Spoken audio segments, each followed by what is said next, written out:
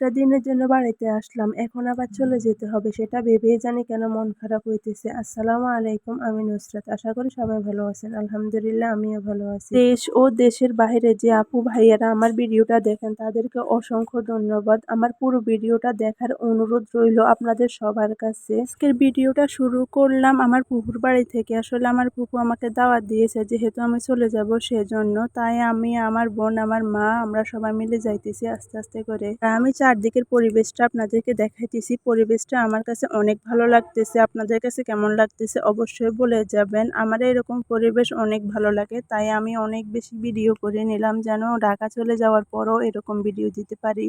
অনেকদিন পর আমি ছাদে বসে বসে ভয়েস দিতেছি। পাখির ডাক চারদিক দিয়ে আসতেছে, গাড়ির আওয়াজ আসতেছে। আসলে আমার শ্বশুরবাড়িতে ছাদে ওঠা আমার এখন তো কমে গেছে, কারণ আমি এখানে থাকি না। কিভাবে বা ছাদে উঠবো? আমি ছাদে উঠে অনেক সময় কাটাইছি এখানে, কিন্তু এখন আর পারতেছি না। এরপর থেকে হয়তো বা কয়েক মাস আমার বাবার বাড়ির ভিডিও আর দেখবেন না। আজকে আমি বাবার বাড়ি থেকে শ্বশুরবাড়িতে চলে যাব, তারপর আপনাদের ভাইয়া এসে আমাকে নিয়ে যাবে ঢাকা। আসলে আমার বাবার বাড়ি থেকে শ্বশুরবাড়ি প্রায় 1 ঘন্টার পথ।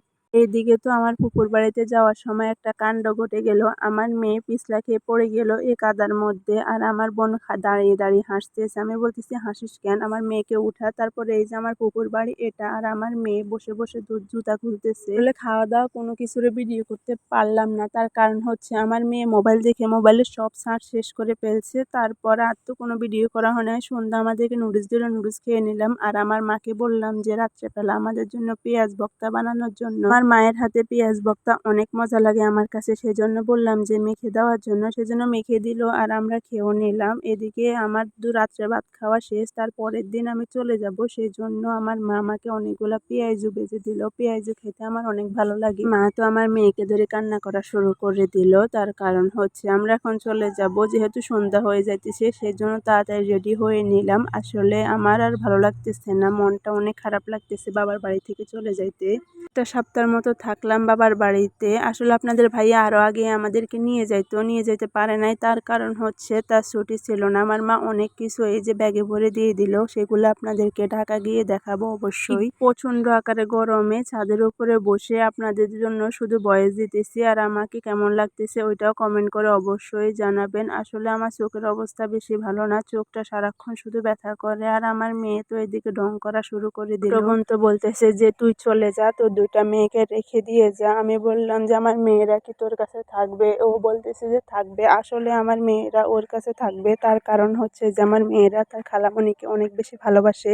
বোন তো এদিকে দাঁড়িয়ে দাঁড়িয়ে কান্না করতেছে, আর আমি ঢং করতেছি। আমি বলতেছি আমরা কি একবারের জন্য চলে যাইতেছি, ঢাকা যাইতেছি, আবার আসবো, সমস্যা কি? তারপর আমরা গাড়িতে উঠে গেলাম। আর কি করার, মন তো অনেক খারাপ। তারপর ওদেরকে একটু সান্ত্বনা দিলাম। অবশ্যই কমেন্ট করে জানাবেন যে বাহিরের ভিডিওগুলো আমার ভালো হয় নাকি ঘরের ভিতরের ভিডিওগুলো ভালো হয়, ওইটা অবশ্যই কমেন্ট করে জানাতে ভুলবেন না। আর আমার ভিডিওটা এতক্ষণ পর্যন্ত যারা দেখেছেন তাদেরকে অসংখ্য অসংখ্য ধন্যবাদ। যারা দেখেন নাই তাদেরকে তো কিছু বলারই নাই, কি বলবো বলেন? কি একটা কমেন্ট করে চলে গেলে তো আর হয় না, পুরো ভিডিওটা দেখলে না।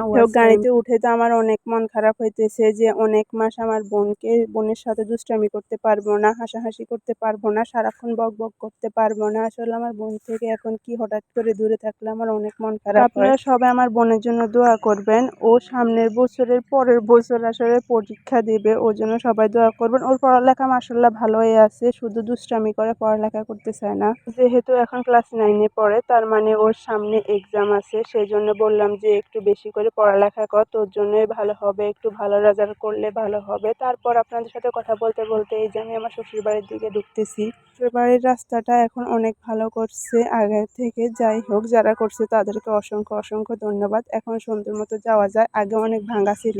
আসলে ঢাকা উত্তরার খবর শুনে তো আমার মনটা অনেক খারাপ হয়ে গেছে। অনেক মায়ের কোল খালি হয়ে গেছে, জানি না এসব কেন হইতেছে। যাক, যে মায়েদের কোলটা খালি হলো তাদের জন্য দোয়া করি যেন তার জন্য। এতটাই মন খারাপ হইতেছে কি আর বলবো। বাচ্চাদের মানে দেখে আমার মনটা এত খারাপ হয়ে যেতেছে, খাওয়া দাওয়া সবকিছু বন্ধ হয়ে গেছে। সবাই প্লিজ বাচ্চাদের জন্য দোয়া করবেন। আর যারা হসপিটালে আছে তাদেরকে একটু সাহায্য করবেন। অনেকের নাকি ব্লাড দরকার, ওইটাও একটু সাহায্য করবেন। আমি শুনলাম, কিন্তু কি করব, করার কিছু থাকতো তাহলে আমি অবশ্যই করতাম, কিন্তু আমার তো কোনো কিছু করার নাই, সেজন্য কিছুই করতে পারলাম না। শুধু দোয়া করব ওদের জন্য আর ওদের বাবা মায়ের জন্য, যেন তারা সবাই সুস্থ থাকে। একটা বাচ্চা আছে, আমিও তো এখন অনেক ভয়ে থাকি। আমার মেয়েও এটা দেখেছে, সে আমার মেয়েদেরও মনটা অনেক খারাপ হয়ে গেছে দেখেও বা কি হবে, ওরা ছোট বাচ্চা অনেক কিছুই বুঝে আবার অনেক কিছুই বুঝে না। এর পরিবেশটা আপনাদের কাছে কেমন লাগতেছে ওইটা অবশ্যই বলবেন। আর একটা আপু বললো যে ছাদটা পরিষ্কার করে নেওয়ার জন্য, আসলে ছাদ পরিষ্কার করতাম কিন্তু আমার তো এখানে থাকা হইতেছে না, আমি থাকলাম বেশি বাবার বাড়িতে, সেজন্য করতে পারি নাই। অন্য কোনো এক সময় আসলে সে সময় ছাদটা পরিষ্কার করে নেব। আসলে ছাদটা পরিষ্কার করাও দরকার। এদিকে তো আমি ঢং করতেছি, আমার তো ঢঙ্গই শেষ হচ্ছে না। গরম পড়তেছে ওইটা অবশ্যই সবাই জানাবেন। নোয়াখালীতেও তো প্রচুর আকারে গরম পড়তেছে, আমি মানে সিদ্ধ হয়ে যাইতেছি গরমে, কি আর বলবো। কারেন্ট যায় আসে যায় আসে, যাই হোক আমার ভিডিওটা যে এতক্ষণ পর্যন্ত দেখছেন তাদেরকে অসংখ্য ধন্যবাদ। এই পর্যন্তই, দেখা হবে অন্য কোনো দিন অন্য কোনো ভিডিওতে। আল্লাহ হাফেজ, সবাই ভালো থাকবেন।